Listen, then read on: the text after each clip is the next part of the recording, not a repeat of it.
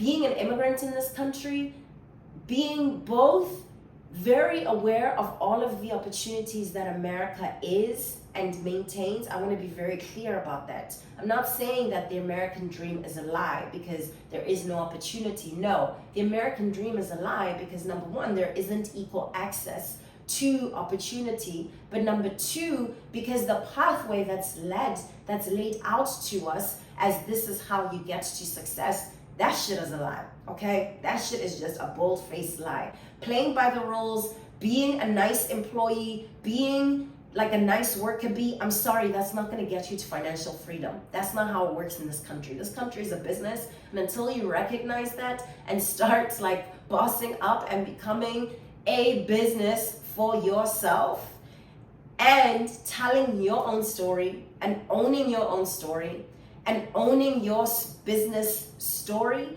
until you get to that point, my friend, you're always going to be working for somebody else. And you might have a nice paycheck at the end. You might have a nice retirement package at the end, but I guarantee it will not feel like success on your own terms and will definitely not bring you the kind of happiness that is unique only to your own imprint. Where does that come from? Hey, welcome to Love on Stage. I'm Magogodi. If you're ready to make sales and spark action when you speak, this is your place.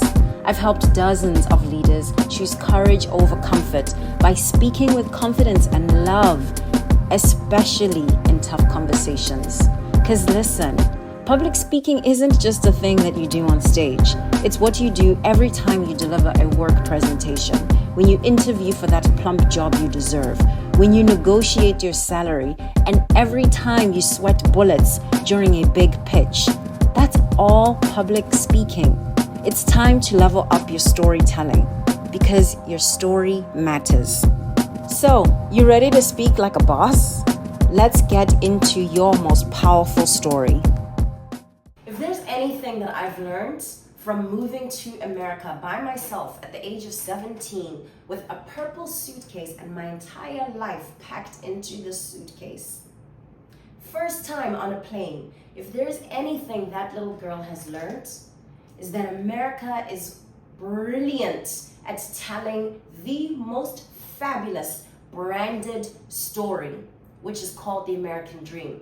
But my friends, I am here to tell you that the American dream, I'm sorry, but it's a lie. I know that's a very bold thing to say, and a lot of people are definitely going to have issue with it. That's fine. Let me tell you about my story. I grew up in South Africa. I grew up at the tail end of apartheid in South Africa. If you don't know anything about what apartheid is, please remember Nelson Mandela spent 27 years in a cell that was no bigger than this space right here for 27 years. It was basically Jim Crow meets the very wildest, most intoxicated forms of white supremacy. Mix that shit together, shake it up real good, and then just spray it all over black people in South Africa. That's what we lived through in South Africa for centuries, quite frankly. Why am I telling you this? Because here I am, I'm this little girl, I grew up in that milieu, and I come across not just the Cosby Show, but an entire world around which Black America and this vision of the promised land was sold to me and to us specifically. It's not just me. People all over the world have learned about America through the brand that America is so good at selling, through Hollywood, through hip hop, through music. And it is a beautiful story. It is so beautiful, it convinced me at the age of 17 to get on that plane. I'd never been on a plane in my life before, okay? I get on this plane, I ask the person who's sitting next to me, hey, how do I strap on this seatbelt so I'm safe in the air? Because I've never done this before. I strap it on, I eat my plane food, I wait for the flight attendant to make all the announcements, and we get to the promised land. We arrive in California initially for me, and America was amazing, I have to be honest. There were so many things that completely blew my mind. One of the most impactful things that's completely imprinted in me is watching people in California put their garbage out, and I was transfixed. I'm not joking. I would look out of the window and see white men coming to collect the garbage in my neighborhood, which was a mixed class neighborhood. And they were coming and working and picking up trash, and it was just a completely normal day. Where I came from, there was no ways anybody other than Black people did the dirtiest work of society. I'm not saying picking up trash is the dirtiest work, but I am saying that it was work that was relegated to us, that we could only do service kind of work and always be in servitude towards white people. So for me, yes, America did represent a place that was completely different from anything that I had experienced before, and it was a place of so much opportunity. But at the same time, and this is where the dangerous thing comes in, America just broke my heart in terms of how much need I saw here, right? I mean, this is a place where I remember in Philadelphia late at night, hearing people pushing shopping carts and hearing that sound up against pavement because somebody was completely homeless, had nowhere to go, and all of their belongings were stacked in this cart, and they were moving through the streets trying to see what else was valuable that they could pick up and add to their cart. I'd never seen that anywhere else. I'd never experienced that where I came from. I didn't even understand the context for it, because where I come from, people take care of people. So, I mean, South Africa's also changed a lot because of capitalism that's been introduced since democracy came to our shores. Where am I going with this? I'm speaking to you because you're a leader. I'm speaking to you because you're an executive. And if you are anything like me, you did work hard in school. You did get the straight A's. You probably went to the fancy schools. I have a really beautiful degree that I'm proud of from NYU. Free ride, completely free ride, right? That's not an easy thing. I went to the University of Iowa and got into the hardest writing school in the world. It's harder to get into the Iowa Writers Workshop than it is to get into Harvard University. Not only did I get in, I got a full ride. So I did all of the things that are supposed to add up to this American dream, that is work really hard, get straight A's, go to the right school, get the right job, and your life is just paved with success moving forward. You're guaranteed happiness on that path. The interruption points starts so early, and if you're paying attention, you very quickly come to understand that that is a lie. The story that we've been told, it is a lie. If you follow that path, sure, you'll have a retirement package, but will you retire comfortably? I'm not so sure. If you follow that path, sure, you'll work every single day of the year and maybe have 2 weeks off. Will you have meaningful moments with your family when it matters the most? Will you be able to control your time and your financial freedom and destiny so you're able to do all of the things that your family deserves? I'm not so sure. Here's what I want you to take away. And this is extremely important if you're someone who's an executive or a leader, and definitely if you're an entrepreneur.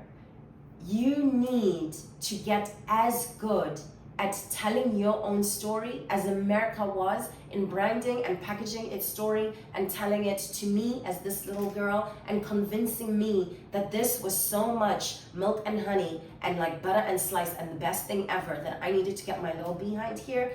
You need to be that committed to your own story and telling that story and getting that story out into the world, because you're the only you who can save you. You're the only one who's going to be able to save you. Let me say it again. You are the only person who's going to be able to save yourself and deliver yourself to a real dream, to a future that looks like exactly what you want your life to be. Successful on your own terms, as you define it, and happy in only the way that you can be happy. And what I know is very true is part of how you start branding yourself and telling your own story is you need to be really comfortable and confident speaking your truth and standing in your truth proudly. And you need to create platforms for yourself. Yes, it begins at work and leveraging everything that you already have right now, but you need to be thinking ahead, and you need to be thinking about yourself as somebody who is on stages, who is leading, and who is telling and sharing and sometimes even selling your own story. Not attached to a title, not attached to a degree that you earned and how amazing it is that you graduated summa cum laude and don't nobody know what that even means, okay? Most people reading your CV. Not attached to your fancy title, and definitely not attached to the place where you work and the name of that company, because that stuff is transient. That stuff is not going to guarantee you either your success or your happiness. I need you to take both of those things into your own hands. And the way that you take both of those things into your own hand is you need to be the author of your own story. You need to be the person who's in charge and says, actually, here's the script. Here's the part that came before that was the American dream. And this is where there's a very bold underline, because now I'm writing the script. Now I'm the one who's showing up. Now I'm the one who gets to say what happens in chapter 10. Being an immigrant in this country, being both very aware of all of the opportunities that America is and maintains. I want to be very clear about that. I'm not saying that the American dream is a lie because there is no opportunity. No, the American dream is a lie because number one, there isn't equal access to opportunity, but number two, because the pathway that's laid out to us as this is how you get to success, that shit is a lie, okay? That shit is just a bold-faced lie. Playing by the rules, being a nice employee, being like a nice worker bee, I'm sorry, that's not gonna get you to financial freedom. That's not how it works in this country. This country is a business, and until you recognize that and start like bossing up and becoming a business for yourself and telling your own story and owning your own story and owning your business story, until you get to that point, my friend, you're always going to be working for somebody else. And you might have a nice paycheck at the end. You might have a nice retirement package at the end, but I guarantee it will not feel like success on your own terms and will definitely not bring you the kind of happiness that is unique only to your own imprint. Where does that come from? That comes from here. It's an inside job. That comes from being really honest and being willing to tell yourself an honest story. Being willing to ask yourself some hard questions. What is success to me? Not to my parents, not to my boss, not to that mentor I love and want to make proud because they've poured so much into me. What does success mean to me? How am I going to feel every morning like, oh my God, I'm so excited to get here? What is happiness to you? Do you know what brings you joy? Do you? Do you know what makes you excited? Do you know what a weekend of rest feels like? Do you know what that feels like? How do you bake that into your life right now? And this is where our work together comes in. What's your story? How are you sharing and amplifying your particular story so that it lifts other people up? And so that that story positions you and your personal brand outside of anybody's company, outside of any particular widget that you might be working on right now. How does your story amplify others and quite frankly amplify you and where you want to go? That's the work that I want us to focus on. And that is the truth that I want us to focus on. Outside of the lie, outside of the chaos, outside of the overwhelm of this current moment that we're living through. Because let's be real, we're living through some things right now, right?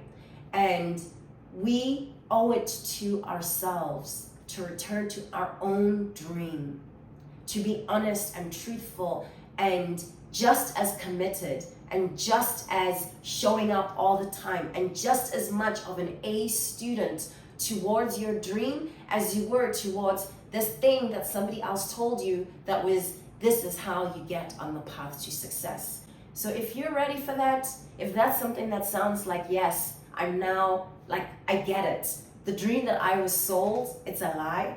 And I want to do something that puts me on a pathway towards working on my own dream. If you're ready for that, I have a 7-day email course. It's completely free and it walks you through how to begin telling your own signature story, how to take back the narrative so you yourself are in charge of you. So you yourself are the authority of the story that's being told and of your brand, which is the thing that's actually going to lead you to stand on stages, to amplify what you have to give to the world, and quite frankly, to give something back to you. Because girl, you deserve it, okay? All those A's that you earned, somebody's gotta see that. We gotta put that in your story too. Don't worry, okay? Was that useful? You want to go even deeper? I'd love to support you. My coaching program can help you make money and spark action whenever you speak with intention. Book time to chat using the link in the description box below. Also, leave a comment if this video offered something you needed to hear today, or if you have a question you want me to unpack in next week's episode. Fresh episodes drop every Thursday at 12 p.m. Eastern. Hit subscribe to get a notification so you never miss a beat. Thank you so much for being here. I want you to know that your story matters. And I'm here to help you stand out from the stage to the page.